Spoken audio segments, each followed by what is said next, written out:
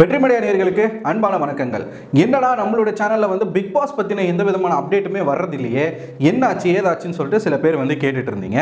அவங்களுக்கு எல்லாமே ஒரு சுட சுட ஒரு விஷயத்தை தான் நான் இந்த வீடியோவில் கொண்டு வந்திருக்கேன். என்ன அப்படின்னு பார்த்தீங்கன்னா, பிக் பாஸ் சீசன் 7 நடந்து முடிஞ்சு ஒரு 2 மாதம் ஆயிடுச்சு. எப்பயுமே வந்து ஒரு சீசன் முடிஞ்ச உடனே 1-2 வாரத்தில் வந்து இந்த பிபி கொண்டாட்டம் அப்படின்ற ஒரு விஷயம் வந்து நடக்கும். விஜய் டிவியில் இருக்கக்கூடிய எல்லா கண்டஸ்டன்ஸையும் கூப்பிட்டு உட்கார வச்சு அவங்கள வந்து பங்கமாக கலாய்க்கிறது, ஒரு மாதிரி வந்து ஸ்பூப் ஷோ மாதிரி வந்து அதை கொண்டு போவாங்க. நல்லா இருக்கும் பார்க்கறதுக்கு. சீசன் 1ல இருந்து சீசன் 6 வரைக்குமே அது நடந்தது.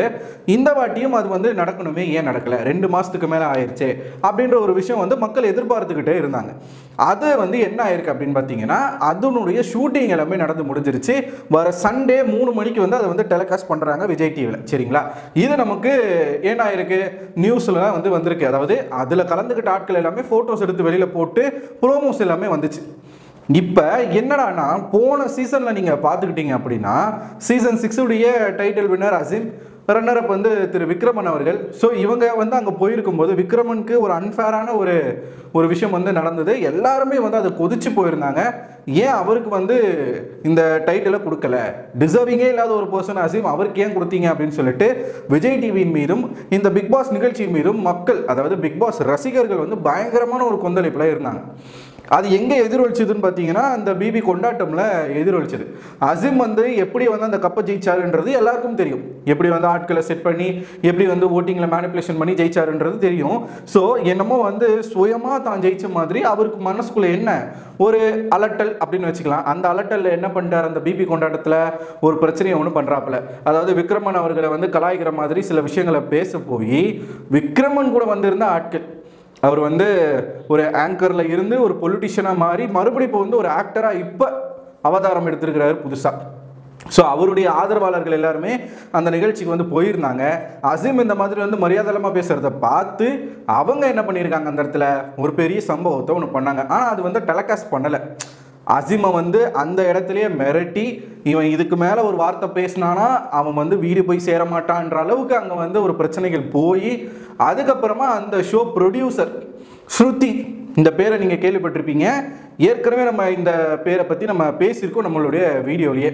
விஜய் வர்மாவை பேசி ஃபிக்ஸ் பண்ணி இந்த பிபி 7க்குள்ளே அனுப்பி வச்ச அதே பிக் பாஸ் டைரக்டர் ஸ்ருதி அவர்கள் தான் வந்து என்ன பண்ணுறாங்க, அந்த ஒரு பிரச்சனையை வந்து காம்ப்ரமைஸ் பண்ணி அசீம் கிட்ட போய் பேசி, அப்பா நீ வாய் வச்சுட்டு கொஞ்ச நேரம் சும்மா இருப்பா, அவங்க கொதிச்சு போயிருக்கிறாங்க, அப்புறம் வந்து எதனா நடந்துச்சுன்னா நாங்கள் பொறுப்பு இல்லைன்னு சொன்ன பிறகு அசீம் வந்து அமைதியாக இருந்தார் அப்படின்ற ஒரு விஷயம் வந்து அங்கே போன சில பேர் வந்து வெளியில் சொல்லியிருந்தாங்க. அங்கே போயிட்டு அந்த ஷோவை பார்த்த ஆடியன்ஸில் இருந்து தான் இந்த நியூஸ் வந்து நமக்கு கிடைச்சிருந்தது. சரிங்களா?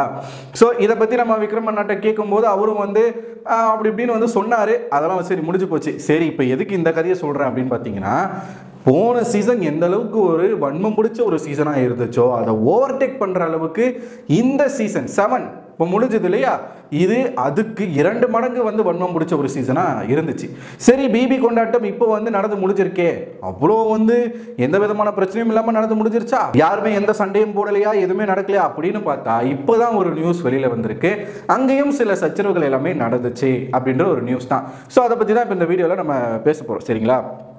முதல்ல இந்த பிபி 7 அப்படின்ற ஒரு சீசன் மக்கள் மத்தியில் பிரதீப் ஆண்டனி இருக்கிற வரைக்கும் வேற மாதிரி போய் சேர்ந்துச்சு. பிரதீப் ஆண்டனி போன பிறகு அது வேற மாதிரி போய் சேர்ந்துச்சு. பிரதீப் ஆண்டனிக்கு ரெட் கார்டு கொடுத்து அன்ஃபேராக வந்து ஒரு விஷயத்த பண்ணிட்டாரு திரு கமலஹாசன். யாருக்காக பண்ணுறாரு, மாயா அப்படின்ற ஒரு சிங்கிள் பர்சனை நம்பி இதை பண்ணுறாரு, மாயாவுக்கு ரொம்ப ஃபேவராக வந்து கமல் அவர்கள் வந்து பண்ணிட்டு இருக்காரு அப்படின்ற ஒரு விமர்சனங்கள் அவர் மீது வைக்கப்பட்டது. ஸோ அதன் பின்னாடி வந்து பிரதீப் ஆண்டனி என்ன பண்ணாங்க, விஜய் டிவி எல்லாத்துலேயும் வந்து பிரதீப் ஆண்டனி அவாய்ட் பண்ண ஆரம்பிச்சாங்க. எந்த ஒரு விஷயத்துக்கும் பிரதீப் ஆண்டனியை சேர்க்கவே இல்லை. பிக் பாஸ் சம்பந்தமான விஷயங்கள்ல பிரதீப் ஆண்டனி இது பண்ணல. இவ்வளவு ஏன், அந்த ஃபினாலே வீக்கில் வந்து ஒரு ஃப்ரேம் ஒன்று வச்சுருந்தாங்க, எல்லா கண்டஸ்டன்ஸினுடைய ஃபோட்டோஸ் வந்து அங்கே வச்சுருந்தாங்க. அதில் கூட பிரதீப் ஆண்டனி கிடையாது. ஆனால் அவங்க போட்ட ஏவிஸில் பிரதீப் ஆண்டனி இல்லாமல் எந்த ஏவியும் இருந்ததில்லை. ஸோ பிரதீப் ஆண்டனியுடைய ஒரு ரெட் கார்டு எவிக்ஷன், ஒரு அன்ஃபேர் எவிக்ஷன் இப்போ வரைக்கும் மக்கள் பேசிக்கிட்டு இருக்காங்க. இதையெல்லாம் சரி செய்வாங்க அப்படின்னு பார்த்தா இவங்க என்ன பண்ணியிருக்கிறாங்க, இந்த பிபி கொண்டாட்டத்துக்கும் பிரதீப் ஆண்டனியை கூப்பிடலை அப்படின்ற ஒரு நியூஸ் வந்திருக்கு.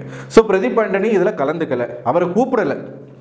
மேலும் கூப்பிட்டும் வராமல் இருந்த ஆட்கள் யார் அப்படின்னு பார்த்தீங்கன்னா, யுகேந்திரன் அவர்கள் கலந்துக்கல, பவா செல்லதுரையா பவா அவர்கள் கலந்துக்கல, ஐஷு கலந்துக்கல. ஐஷு வந்து அவங்க வீட்டில் விடலை. ஸோ ஏற்கனவே வந்து சில விஷயங்கள் வந்து நடந்திருக்கு, இதில் வந்து ஏகப்பட்ட கான்ட்ரவர்சி ஆயிடுச்சுன்னு சொல்லிட்டு அந்த பொண்ணை விடவே இல்லை. ஆனால் பிரதீப் ஆண்டனியை திட்டமிட்டு கூப்பிடலை. பிரதீப் ஆண்டனி போகிறதுக்கு விருப்பமாக தான் இருக்கிறார், ஆனால் அவரை கூப்பிடல. அவருக்கு வந்து இப்போ வந்து படம் சைன் பண்ணியிருக்காரு, அந்த வேலைகள் எல்லாமே போய்கிட்டு இருக்கு.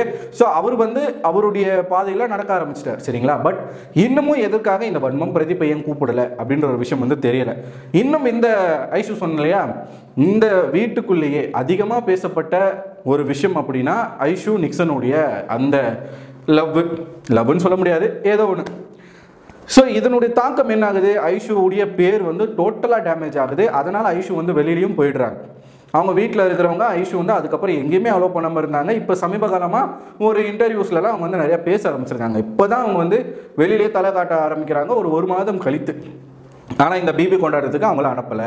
ஏன்னா அங்கே அனுப்புனா நிக்சன் இருப்பான், தேவையில்லாத பேச்சுக்கள் போகும், அதனால் வேண்டான்னு சொல்லிட்டு ஐஷுவை வீட்டில் இருந்து அனுப்பலையா. யுகேந்திரன் அவர்கள் இந்த ஷோ மேலேயே வந்து பயங்கர கடுப்பில் இருக்கிறாரு, அதனாலே அவர் வரலங்கிறது, சரிங்களா.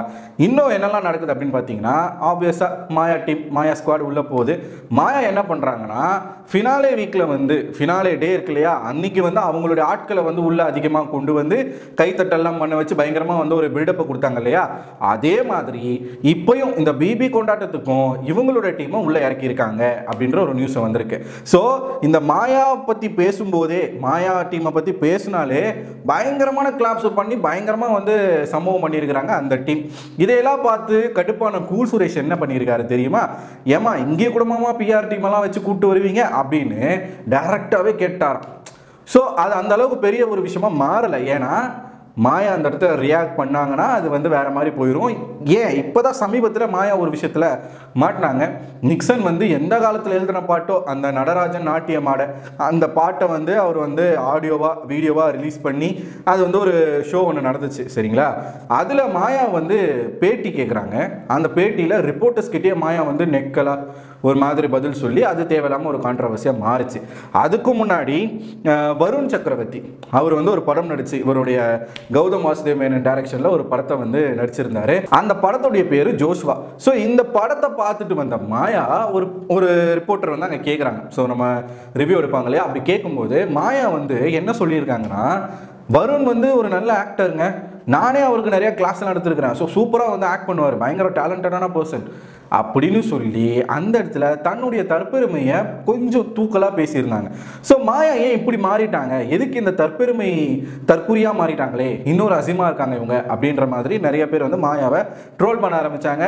இப்போ ட்விட்டர் பக்கத்துலலாம் மாயா ஸ்குவாட் இன்னமும் செயல்பட்டுக்கிட்டு இருக்குங்க.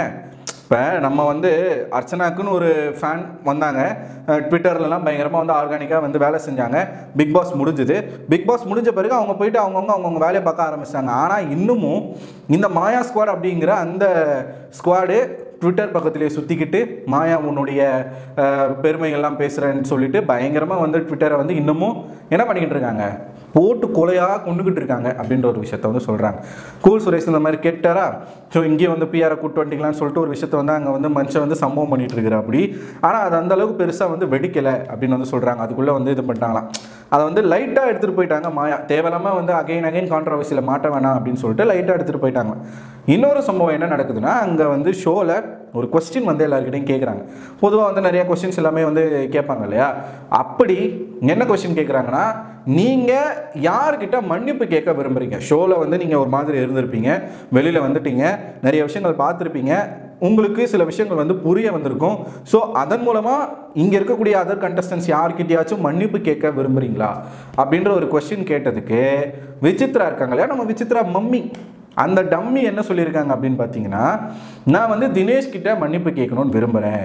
என்ன காரணத்துக்காக மன்னிப்பு கேட்கணும், ஷோக்குள்ளே நான் வந்து கொஞ்சம் வரம்பு மீறி அவர்கிட்ட பேசிட்டேன், ஸோ அதை வந்து அவர் வந்து நிறையா பாதிச்சிருக்கும் போல், அதனால் வந்து நான் அந்த விஷயத்துக்காக நான் தினேஷ் கிட்ட நான் மன்னிப்பு கேட்குறேன் அப்படின்னு சொல்லிட்டு, இப்போ உண்மையாக ஒரு விஷயத்த உணர்ந்து நம்ம பண்ணது தப்பு அப்படின்னு உணர்வுபூர்வமாக மன்னிப்பு கேட்குறவங்க எப்படி பேசுவாங்க. ஆனால் விசித்ரா அவர்கள் வந்து எப்படி பேசியிருக்காங்க அப்படின்னு பார்த்தீங்கன்னா, அவங்க எப்பயுமே வீட்டுக்குள்ளே எப்படி ஒரு மாதிரி சர்க்காஸ்டிக்காக ஒரு மாதிரி தெனாவட்டா, இப்போ என்ன நான் பேசுகிறது இதுவாகிச்சா, சரி சாரி கிளம்பு அப்படின்வாங்க இல்லையா, அந்த தோரணையிலேயே அங்கேயும் பேசியிருக்கிறாங்க. இந்த மாதிரி நான் வந்து பேசினது வந்து அவர் வந்து ஹர்ட் ஆகிருப்பார் போல், அதனால் வந்து அவர்கிட்ட நான் சாரி கேட்கணும்னு நினைக்கிறேன், அவ்வளோதான் அப்படின்ற மாதிரி ஒரு மாதிரி திமிராகவே பேசியிருக்கிறாங்க. இதை பார்த்துட்டு தினேஷ் என்ன பண்ணியிருக்காரு அப்படின்னு பார்த்தீங்கன்னா, இவங்களோட மன்னிப்புலாம் எனக்கு தேவை கிடையாது, ஏன்னா இவங்க பேசின விஷயங்கள் வந்து ரொம்ப கேவலமான ஒரு விஷயங்கள், ஆனால் அது என் வாழ்க்கையில் முன்னாடியே நடந்து முடிஞ்சிருச்சு, அதனால் இவங்க இப்போ மன்னிப்பு கேட்டு அது 10 பைசா கூட பிரயோஜனம் கிடையாது, ஸோ எனக்கு அந்த மன்னிப்பு தேவை கிடையாது அப்படின்ற மாதிரி இவங்க வந்து ஒரு மாதிரி சர்க்காஸ்டிக்காக பேசினதுனால தினேஷும் அவருடைய பாணியிலேயே வந்து பதில் கொடுத்துருக்கிறார். ஸோ இது கொஞ்ச நேரத்துக்கு வந்து என்ன ஆயிருக்குன்னா, அவங்க 2 பேருக்கும் வந்து லைட்டாக ஒரு கிளாஷ் வந்து அந்த இடத்துல போயிருக்குது போல். என்ன வந்து ஏன் அப்படி பேசுகிறீங்க, நீங்கள் அப்படி பேசுகிறீங்கன்னு சொல்லிட்டு மாறி 2 பேரும் பேசிக்கிறாங்களாம். ஆனால் இதை வந்து அங்கே இருக்கக்கூடிய டீம் வந்து கண்ட்ரோல் பண்ணிட்டாங்க அப்படின்ற ஒரு விஷயத்த வந்து சொல்கிறாங்க. இதை நமக்கு வந்து சேனலில் காட்டுவாங்களா காட்ட மாட்டாங்களான்றது தெரியலை. மேபி வந்து ப்ரோமோவில் ஒரு மாதிரி கொண்டு போயிட்டு ஷோவில் ஒன்றுமே இல்லாத மாதிரி எப்படி பிக் பாஸ் ப்ரோமோஸ் இருக்குமோ அதே மாதிரி கொண்டு போகிறதுக்கான வாய்ப்புகளும் இருக்குது. ஆனால் இதில் வந்து பார்த்துக்கிட்டிங்கன்னா, அங்கே வந்து வந்த கண்டஸ்டன்ஸ் எல்லாருமே ஒரு விஷயத்துங்களை பண்ணிக்கிட்டு இருக்காங்க. இப்போ அர்ச்சனா ஒரு பக்கம் வந்து அவங்க வேலையை பார்க்க ஆரம்பிச்சிட்டாங்க. மாயா ஏதோ படத்துலலாம் நடிக்கிறாங்களா, அதனுடைய அப்டேட்லாம் தெரிஞ்ச பிறகு அதை வந்து செப்பரேட்டாக இன்னொரு வீடியோவில் நான் உங்ககிட்ட சொல்கிறேன். ஒவ்வொருத்தரும் ப்ராஜெக்டை நோக்கி போய்கிட்டு இருக்காங்க. நம்ம கமல் சார் உலகநாயகன் அவர்கள் வந்து பயங்கரமாக வந்து மாட்டிக்கிட்டு முழிக்கிறாரு. பாவம், அவருடைய நிலைமை வந்து ரொம்ப கஷ்டமாக இருக்குது. பட வாய்ப்புகள்லாம் இருக்குது, ஆப்வியஸாக ஒரு உலகநாயகன். ஸோ அந்த சினிமா வாழ்க்கை என்பது அவருக்கு பிரகாசமாக இருக்கும், மாற்றுக்கிறதே கிடையாது. ஆனால் அரசியல் வாழ்க்கை ரொம்ப கேவலமாக அவருக்கு வந்து போய்கிட்டு இருக்கு. ரொம்ப ஆவேசமாக கட்சி தொடங்கி எல்லாத்துக்கும் நான் தாண்டா மாற்று அப்படின்னு வந்து நெஞ்சை தட்டிட்டு வந்தவர் கடைசியில் பார்த்தா ஒரு ராஜ்யசபா எம்பி சீட்டுக்கு போய் திமுக காலில் விழுந்துட்டார். ஸோ தன்னுடைய கட்சியே வந்து அடமானம் வச்ச கணக்கா.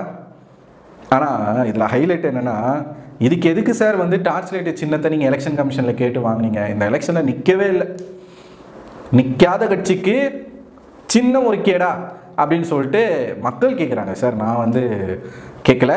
ஸோ இது வந்து ஒரு பக்கம் இவருக்கு போய்கிட்டு இருக்கு. நிச்சயமாக இது தேர்தலையும் எதிரொலிக்கும். அதனால தான் அவர் என்ன பண்ணிட்டாரு, அவர் வந்து தன்னிச்சையாக யாரு கூட கூட்டணி சேர்ந்து போட்டி போட்டால் நிச்சயமாக இது வந்து பிரச்சனையாக மாறும். அத்தனைக்கும் சென்னையில் அவர் இடம் கேட்கவே இல்லையா, அவர் கேட்ட இடம் வந்து கோயம்புத்தூர். கோவையில் எனக்கு இடம் கொடுத்தா சீட்டு கொடுத்தா கொடுங்க, இல்லை நான் எலெக்ஷன்லேயே நிற்கலன்னு சொல்லிட்டு மனுஷன் வந்து என்ன பண்ணியிருக்காரு, வித்ரா பண்ணியிருக்காரு. திமுக கிட்டே கேட்டிருக்காரு, கோவையில் எனக்கு சீட்டு கொடுங்க, நோன்னு சொல்லிட்டு இருக்கிறாங்க. அதனால் மனுஷன் வேணாம் நான் நிற்கல அப்படின்னவோ ராஜ்யசபா எம்பி சீட்டு நான் உங்களுக்கு தரேன் அப்படின்ற மாதிரி சொல்லியிருக்காங்க. அம்புட்டு பயம் நின்னா எங்கள் மக்கள் இதெல்லாம் வச்சு பேசுவாங்களோ. இப்போ பல கட்சிகள்லாம் வந்து பார்த்துருக்காங்க இல்லையா, ஏன்னா இவர் எல்லாருமே வந்து பேசியிருக்கிறார். கட்சி சார்ந்தவர்கள் எல்லாமே இவர் வந்து இந்த ஷோவை எப்படி நடத்தினாருன்னு முதற்கொண்டு எல்லாமே பார்த்துருக்குறாங்க இல்லையா. அதையெல்லாம் என்ன பண்ணுவாங்க, இந்த பிரச்சாரத்தில் யூஸ் பண்ணுவாங்க. அதெல்லாம் கேட்டு மக்கள் வந்து நம்மளை காரி துப்பிடக்கூடாது அப்படின்றதுக்காகவே இவர் வந்து இந்த எலெக்ஷனில் போட்டி போடுவதை தவிர்த்து விட்டார் அப்படின்ற ஒரு விஷயத்த வந்து சொல்கிறாங்க நிறைய பேர். நான் சொல்லுங்க பைல்வான் சொல்கிறப்படி. ஸோ நிறைய பேர் இந்த மாதிரி வந்து அவருக்கு ஆப்போசிட்டாக இருக்கக்கூடிய ஆட்கள் வந்து சொல்கிறாங்க. பொறுத்திருந்து பார்ப்போம் என்ன நடக்குதுன்னு சொல்லிட்டு. சரி, ஓகே. இப்போ இந்த பிபி கொண்டாட்டம் சண்டே வரப்போகுது. அதில் என்னெல்லாம் நடக்குதுன்றதை நம்ம பார்த்துட்டு அதுக்கு ஒரு செப்பரேட்டான ஒரு வீடியோ போடுவோம். இன்னொரு விஷயம் வந்து குக் வித் கோமாளி வந்து அடுத்த சீசன் ஆரம்பிக்க போகிறாங்க. நிறைய சேனலில் குக் வித் கோமாளியை பற்றின ரிவ்யூஸும் போட்டிருக்காங்க, நான் வந்து பார்த்துருக்கேன். ஸோ அதை நம்ம சேனலில் பண்ணலாமா வேணாமா அப்படின்றத கமெண்ட் பாக்ஸில் கமெண்ட் பண்ணுங்கள். அடுத்த ஒரு வீடியோவில் உங்களை வந்து சந்திக்கிறேன். அதுவரை உங்களிடம் விடைபெறுவது நான் அரவிந்தன்.